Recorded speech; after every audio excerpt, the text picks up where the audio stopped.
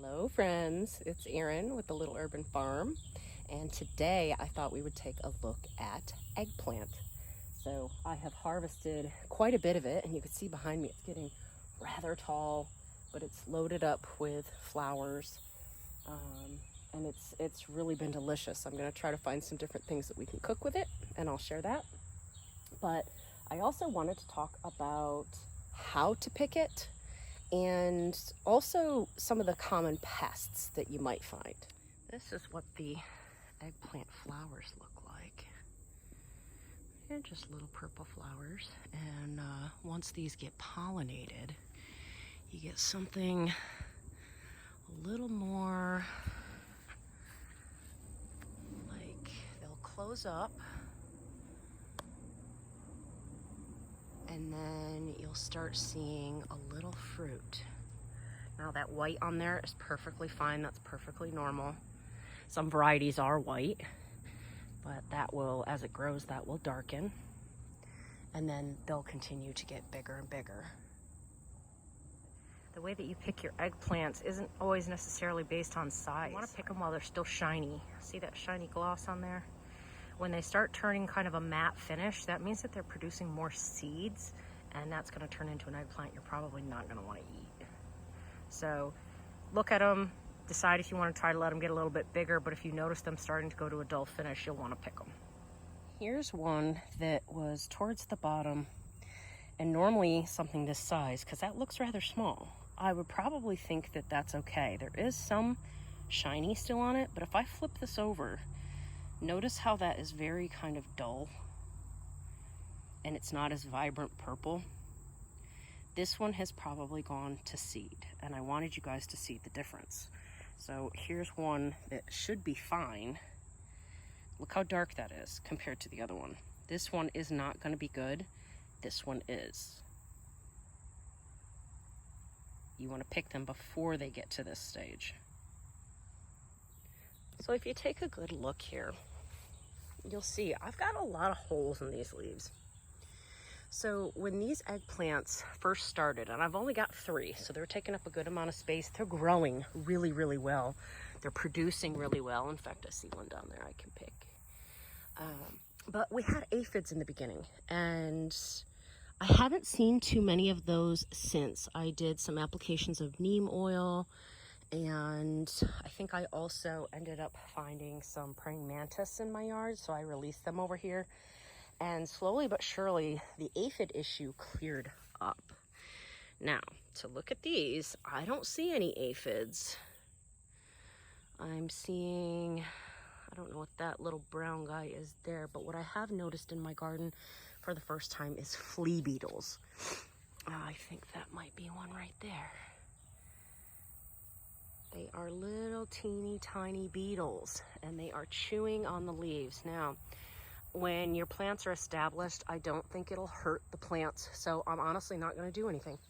I think they like the leaves, and they're not bugging me as long as my plants are continuing to grow.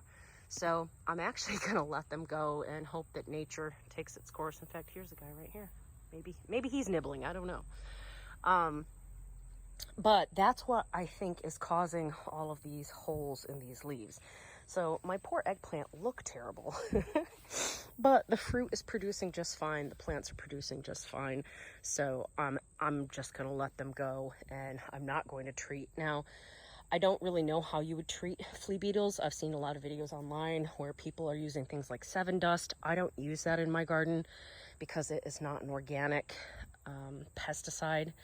So for something like this, it's not bothering me enough that I feel like I need to do anything. And that's a decision that everybody can kind of make for themselves as far as what you want to have in your garden and how you want to treat the things in your garden. But something like this, I'm choosing to let it go. I can give some other quick updates because I haven't done a garden tour in a while. Tomatoes, doing great.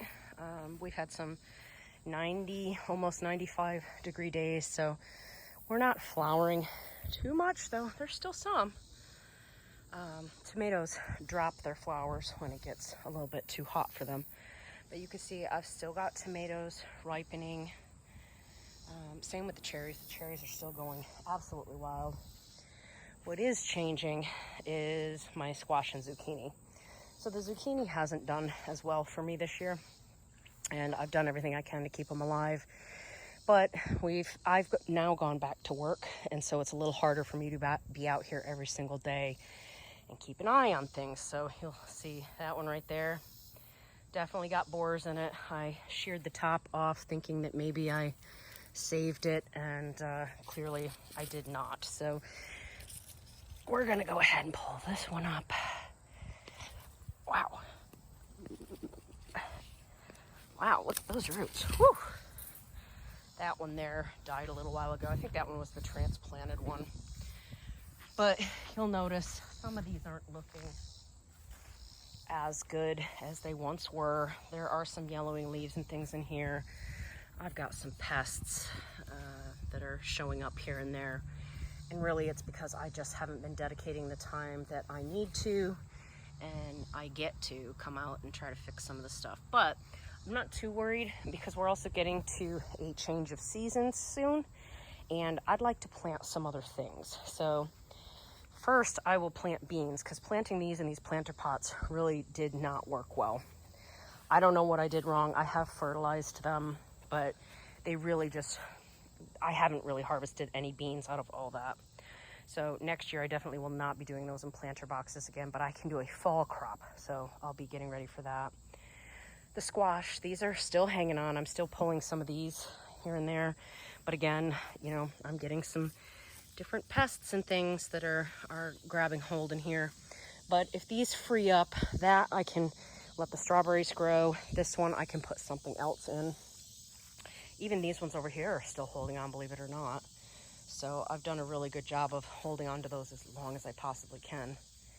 The okra, I just harvested some a little while ago.